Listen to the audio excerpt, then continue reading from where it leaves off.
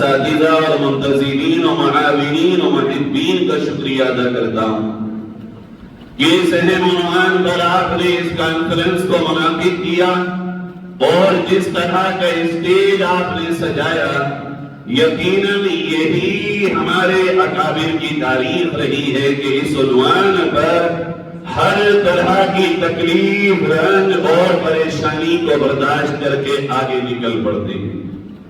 میرے بھائیوں، اپنے وقت میں ہی بات کو پورا کرنا ہے۔ ہمارے لیے اللہ نے آپ صلی اللہ علیہ وسلم کی ناموس کے حوالے سے جو پیغام دیا وہ یہ ہے کہ ہمارے قلب و جگر میں، ذہن و دماغ میں، ہماری روح کی ایک سانس میں پیارے نبی صلی اللہ علیہ وسلم سے ہماری عقیدت و محبت، ہمارے ماں باپ سے، آل اولاد سے، بھائی بہنوں سے، ہمارے گھر بار سے، کاروبار سے، تجارت سے، ہمارے دنیاوی مال و متاع سے اور دنیاوی معاملات سے، یہاں تک کہ ہر وہ چیز جو ہمیں پیاری ہو، ہر اس چیز سے زیادہ محبت ہمیں اپنے آقا صلی اللہ علیہ وسلم سے ہونا چاہیے۔ اور یہ بات میں بلا تکلف کہہ دیتا ہوں، محبت ہر مسلمان کے دل میں ہے، مگر آج وقت آ چکا ہے اس محبت کو جگانے کا، اس محبت کے احساس کرنے کا، اس محبت کو انگڑائیاں دینے کا، اس محبت کو تازہ کرنے کا۔ ایسا نہیں ہے کہ میں یہ کہنے کی جسارت کروں کہ مسلمانوں کے دلوں سے محبت رسول ختم ہو گئی۔ مسلمان آج بھی وہ محبت رکھتا ہے کہ اگر اس کی محبت نے ذرا جوش مارا، ہر چیز وہ نبی کی عظمت کے لیے قربان کرنے کو تیار ہے۔ میرے بھائیوں، اور یہ سلسلہ کوئی نیا نہیں ہے۔ اس ملک میں اس دین پر اور نبی کی عظمت پر جب کوئی طاقتور، پاورفل یا کسی بھی طرح کا ذہین و فطین شخص آگے بڑھا ہے، اللہ نے اپنے دین کے تحفظ کے لیے علماء ربانیین کو پیدا کیا۔ یاد کیجئے یہ ملک جب متحدہ ہندوستان تھا اور اس وقت ایک ایسی الوار کہ جس کے سامنے ٹکنا مشکل تھا، اکبر کے زمانے میں دین الہی کے نام سے آئی، اور قریب تھا کہ اگر اس کا یہ پروگرام، اس کا یہ بنایا ہوا نیا دین کامیاب ہو جاتا تو دین محمد اس ملک میں اس کا چراغ گل ہو جاتا۔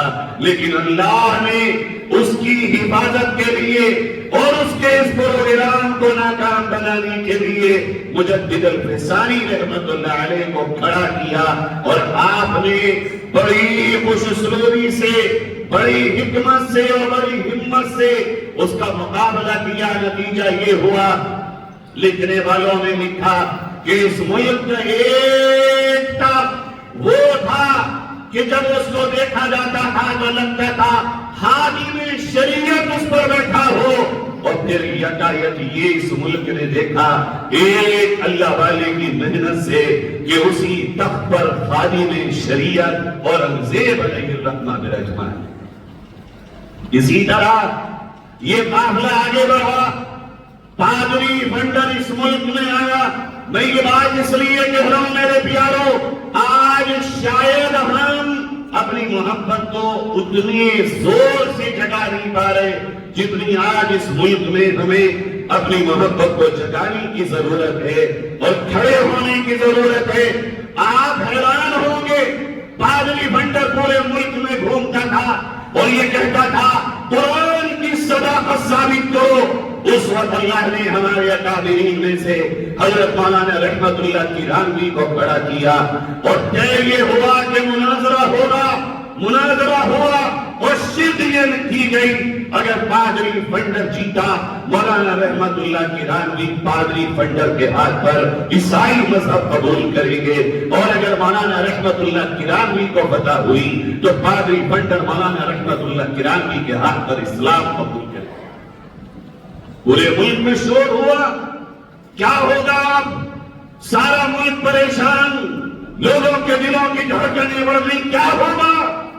اتنا بڑا فیصلہ، اللہ نہ کرے اگر کچھ اونچ نیچ ہو گئی۔ اللہ کے اس نیک بندے نے اپنے قدم کو آگے بڑھایا، 3 دن تک مقابلہ ہوا اور نتیجہ یہ ہوا، تیسرے دن پادری فنڈر نے مانا کہ ہماری کتاب میں 8 جگہ تحریف ہوئی، تبدیلی ہوئی، چینجز ہوئے، لیکن قرآن آج تک ایک بھی تبدیلی سے محفوظ ہے، اور اللہ نے اس ملک میں پھر دین اسلام کی حفاظت کی۔ پھر یہ قافلہ آگے بڑھا اور اس ملک میں ایک بڑی الغار ہوئی۔ بس 2 باتیں کہہ کے رخصت ہوتا ہوں۔ انگریزوں نے ایک ایسے شخص کو کھڑا کیا جو بہت بڑا بولا تھا، جس کا نام تھا مرزا غلام احمد قادیانی۔ اس نے ڈاکہ مارا، پہلے کہا میں مہدی ہوں، پھر کہا میں ابراہیم ہوں، پھر کہا میں نوح ہوں، پھر کہا میں عیسیٰ ہوں، پھر کہا کہ میں آخری نبی کے بعد پیدا ہونے والا نبی بھی ہوں۔ جب اس نے نبوت کا دعویٰ کیا، اس کے میدان میں اس کے مقابلے میں علماء دیوبند میدان میں آئے۔ بس یہ ذرا دل سے سنیے گا جو نقطہ بیان کر رہا ہوں۔ بہاولپور کی عدالت میں مقدمہ شروع ہوا، وہاں سے علماء کو خط لکھے گئے، دیوبند میں یہ طے ہوا کہ علماء جائیں گے۔ علامہ کشمیری بستر پر لیٹے ہوئے اور اتنے شدید بیمار کہ اٹھنے کی طاقت نہیں ہے۔ علامہ عثمانی، شیخ الاسلام اور یہ تمام اکابر علامہ کشمیری کے پاس پہنچے اور کہا حضرت ہم نے پوری تیاری کر لی ہے اور ہمیں بہاولپور جانا ہے۔ حضرت نے کہا اچھا اگر تم جا رہے ہو یہ بتاؤ پادری یہ مرزائی وکیل یہ سوال کرے گا کیا جواب دو گے؟ حضرت یہ جواب دیں گے۔ اس کا کیا جواب دو گے؟ حضرت یہ جواب دیں گے۔ حضرت نے کہا تم نے تیاری بہت کی مگر تحفظ ختم نبوت کا موقع ہے، میں یقیناً اس قابل نہیں ہوں اٹھ کے بھی کھڑا ہو سکوں، لیکن میری غیرت ایمانی یہ بھی تو برداشت نہیں کرتی کہ ایک طرف نبی کی ختم نبوت کا مقدمہ چل رہا ہو اور انور شاہ کاشمیری دیوبند میں بیٹھا رہے، مجھے بھی لے کر کے چلو۔ لکھا ہے علماء نے حضرت نے جیسے ہی ارادہ کیا وہ شدید تکلیف جو خون نکلنے کی تھی وہیں پر حضرت کی بد ہو گئی اور گئے عدالت میں پہنچے۔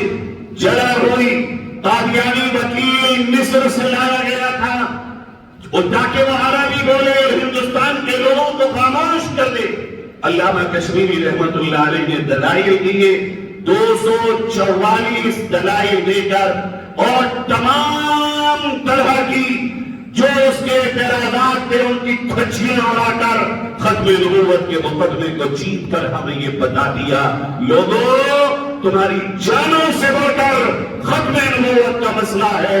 ختم نبوت کے لیے جو تم سے ہو سکے لگا دینا، پیچھے نہ ہٹنا، تم زندہ رہو، ختم نبوت پہ ڈانٹے پڑتے رہے، ایسا کبھی نہ ہو پائے۔ آج یہ اسٹیج پھر ہمیں کچھ دعوت دیتا ہے۔ میں آپ سب کی طرف سے حضرت مولانا عبدالباری صاحب کو یقین دلاتا ہوں، آپ اپنے بزرگوں کی اس روایت کو جس طرح آج آگے لے کر بڑھ رہے ہیں، ہم جیسے آپ کے والد کے بے پناہ محبت کرنے والے آپ کو یقین دلاتے ہیں آپ آگے بڑھیے ختم نبوت کے لیے۔